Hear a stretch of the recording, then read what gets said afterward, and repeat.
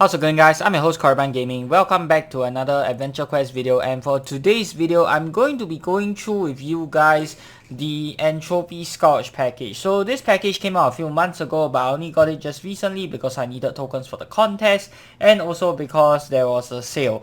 Okay, so at the time of this recording, the sale will have already ended. In fact, it will have just ended less than 12 hours ago, but we'll go through the whole set. So for the set, you're getting the weapon, the shield, and as well as an armor that's compressed inside the weapon. So let's go through the shield first. That's the most basic part of the set. The shield is a energy shield and gives you plus 20 cold potent. So it has 14, 13, 14 for MRM and minus 26% to energy resistance. Pretty standard for a shield, nothing too special. The cold potents, I would say the shield is probably the best part of the set if you want to combo it with other stuff, in my opinion. If you want to combo it with Mark of Wrath, you want to combo it with your Fidget Devouring Scythe, your yeah, you can go ahead and use the shield for both of those cases, and they will let you inflict your cold status a lot more easily, which is quite nice. But that being said though, Mark of Wrath's build up is kind of slow, and for the Fidget Devouring Scythe, that is another big package. So yeah, you're gonna have to be spending a lot of money just to get that to work. Okay, but yeah, I do feel that the shield is probably the best part of the set. Now let's go through the weapon. The weapon itself, if you click on it, okay, let's click on this first. Okay, so you can click on this to change it to melee range of magic, so no matter what build you are, you'll be able to use this, which is nice. Okay, you can click on it to cast a skill or to transform into the Entropy Scourge form. So the skill is 490 SP. Wrath Crash is a standard weapon based skill. 2 hits deals minus 50% damage and applies empowerment before inflicting damage. It's energy, harm, and void empowerment. Okay, if the monster is cold, then the skill totals up the BTH and blocking penalties across all colds, and that is added to the minus 50% damage. So the more cold that you're able to stack, the more damage the skill will do. So if there's just one cold, then that's extra 12% damage. If the monster isn't cold, then the 50 becomes 40. Okay, so right now the monster isn't cold, so we can do this. Yeah, not very strong, and it's only 2 hits, which means that generally it's not going to be very good. But we can test this out with the armor. Now let's go ahead and check out the armor. So click on it again. Ooh, what in the world did I click on? Okay, there we go. Transform. Okay, so the armor, it has, let's see here, so prime 60, no, it has 52, 52, 52 for the MRM resistances. Okay, for the MRM defenses, sorry. For the resist, its primary resist is going to be energy. Secondary resist, we have your fire and light, 63, that is still pretty high. And then your wind and earth at 73, ice and darkness at 82, and opposite is going to be your water at 89%. Okay, so it has a 1 hit, 2 hit, okay, 2 hit attack. Yeah, not that great, okay, because, you know, damage caps. So unfortunately it's only 2 hits, and it comes with skills, of course. So let's look at the skills. The first skill, your breath attack, 209 SP, and what this does is, on top of the skill doing 4 hits, 4 hits is not bad. It deals minus 28% damage, afterwards inflicts your foe with the cold, minus 6 BTH and blocking with a special save DC of 999, so that it lasts us for the rest of battle. The save mod is plus 20 something. Inflict mainstay overlap, resist with charisma overlap. The skill can only successfully apply the cold 5 times to a max of minus 30 penalty. After this, the skill does void damage. Now, you might be wondering, and I think this is probably the biggest question on everyone's mind, does this stack with other sources of cold? And the answer is yes and no. Okay, so first off, in order for this to do void damage, you need to do this skill 5 times. There's no getting around that. Okay, you cannot use stronger cold stacking to get around this, because the skill dealing void damage is specific to this variant of the cold, which is Overwhelming Wrath. Okay, so if you can see here, if I change over to Mark of Wrath and I use Consuming Wrath, you can see here the cold that is applied is Consuming Hatred.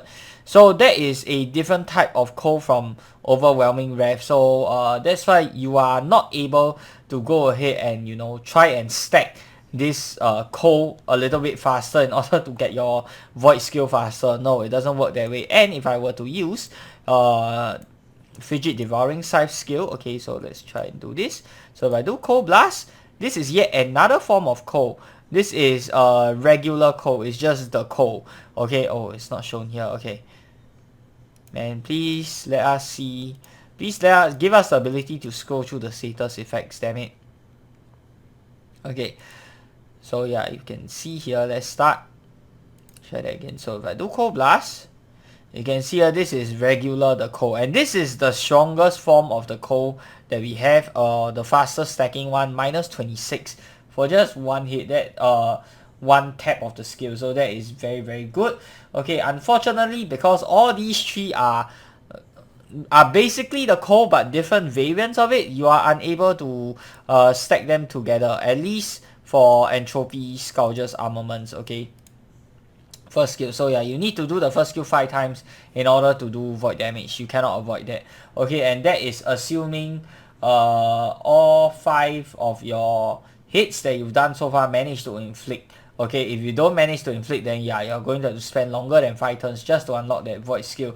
For that reason alone, I don't think it's great. If you just want standard cold, you're better off getting Fidget Devouring Scythe.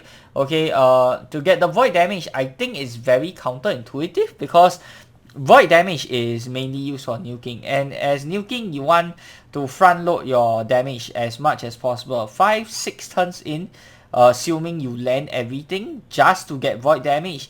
Yeah, I don't think that's great. And on top of that, you know, you can just boost your other forms of regular elemental damage to do even more damage than void within that 5 or 6 turns.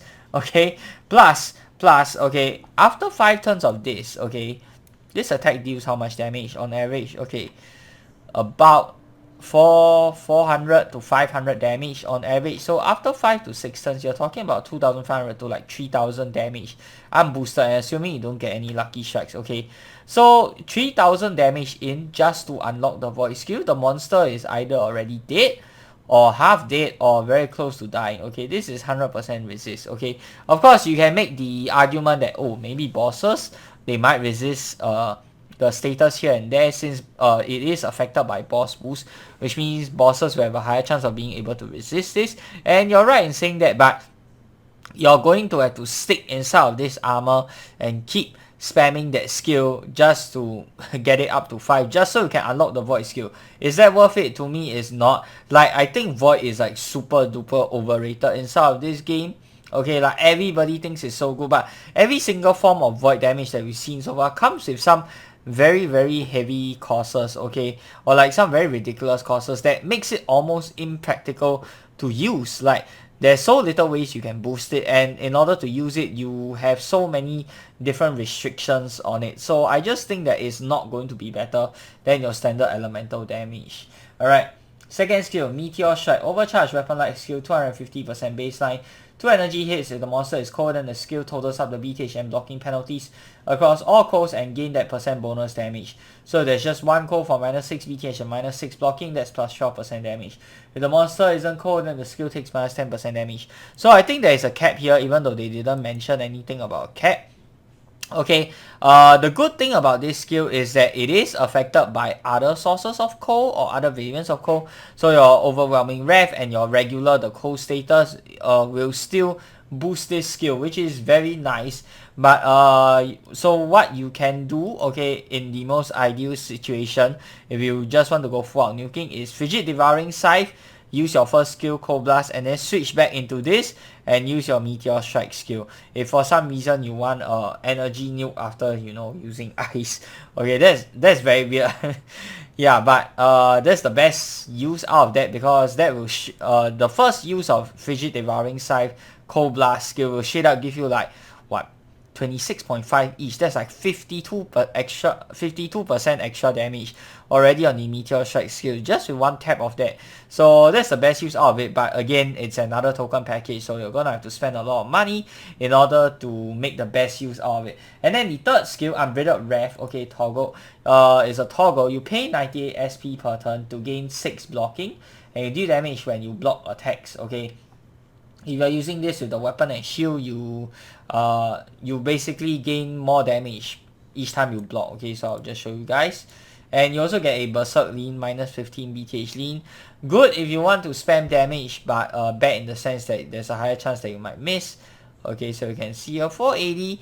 The dodge slash is damage is actually not bad, it's pretty decent, but unfortunately, look at this. MRM only 72, 71, 72. Yeah, chances are you're not going to be able to dodge a lot with this alone when compared to other bosses. So you'll probably need to combo with stuff like your big dictionary, your bag of mixed nuts, or your tool, a pet and a guess that gives you more defense boost, or blinds the enemy. So on its own, this this is not good enough to guarantee dodges, especially against boss monsters. So I feel like the last skill is not very useful. Of course, you can use the cold, which does inflict blind as well, reducing their BTH. So that will be useful, but I still think that it's too slow, considering each breath attack only reduces only gives you like what, 6, so you're going to have to do it a bunch of times, and you can only stack it up to 30. So 30 plus like 70, that's about 100. Okay, still not enough. You need about 150 to guarantee a dodge. So you still need to add on other external stuff apart from stuff that's only available in this set, in order to make the dodge slash work as well as it should work. Alright, so yeah, there's not a lot of synergy with this because of how they renamed the code status to be different from each and every single one. Okay, for Mark of Wrath, is there any shenanigans, or with Frigid Devouring Scythe, is there any shenanigans that you can use? And the answer to that is no. Okay, so Mark of Wrath, if you look at the armor here, it doesn't really have anything. Let me just double check. Rising Wrath. Right, yeah, it doesn't. Yep, okay, there's no synergy in this. There's no synergy in Mark of Wrath. There's nothing that you can do to stack coal to make this better. Okay, as for the Frigid Devouring Scythe, it's just better on its own. If you just want to stack coal and use it for the second nuke, just use the armor and this weapon by itself. You don't need to use the Entropy to stack, because Entropy is way slower. You only get 6 each. This one is straight up minus 26.5. Okay, however, you can use the Entropy shield to help you inflict it easier. So yeah, like I said, that's why I feel that the shield is probably the best part of this build, because it helps you to inflict that easier. And then afterwards, you can go ahead and use Cold Collapse for a big fat nuke. Okay, and Cold Collapse is actually very strong nuke. I think it's capped. I'm not exactly sure. It has to be kept somewhere, right? But look at that, 4,000 there, easily over 5,000 damage. Very nice. Okay, so yeah, this one works on its own, but doesn't work with the Entropy armor, which kind of sucks. I do wish that it would have been a little bit better. Okay, and then you can use Wrath Crash on the weapon. Okay, now I'll show you guys. Since I already got some. Oops, no. Oh, I ate all of it. Okay, wait. Hold on, 1 minute. Okay, let me try that again. So what you can do is Frigid Devouring Scythe. There's a lot of clicks because you need to keep transforming back and forth between the armor. So you do Cold Blast.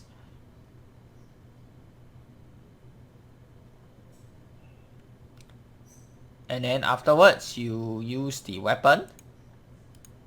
And then you use your Wrath Crash skill, which does get a you do get a boost, okay, yeah, to the damage. So that's what you can do.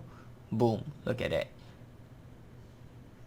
Okay, so yeah, I guess this is the only thing that's good for synergizing with the set. Okay, use spam Cold Blast on this one, and then with like the crazy amounts of coal you can get, you can go ahead and boost up your weapon skill. I think it's capped.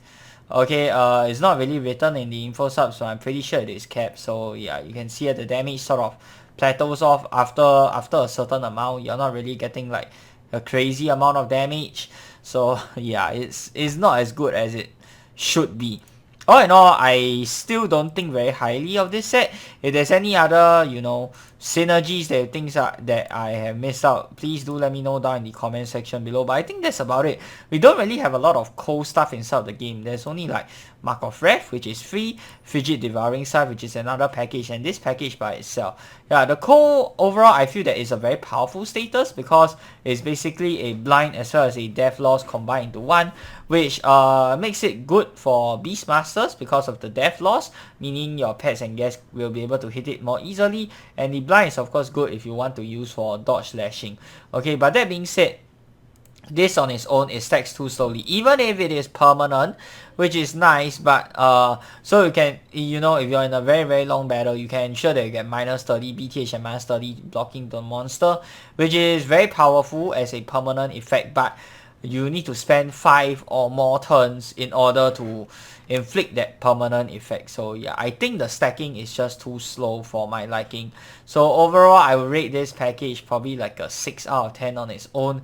If you have Frigid Devouring Scythe package, you can do some better combos together with it, and that will probably bump it up to like a 7 or 8.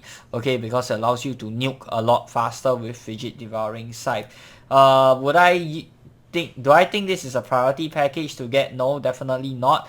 If you want some powerful cold infliction, I would say go with the Frigid Devouring Scythe package over this one.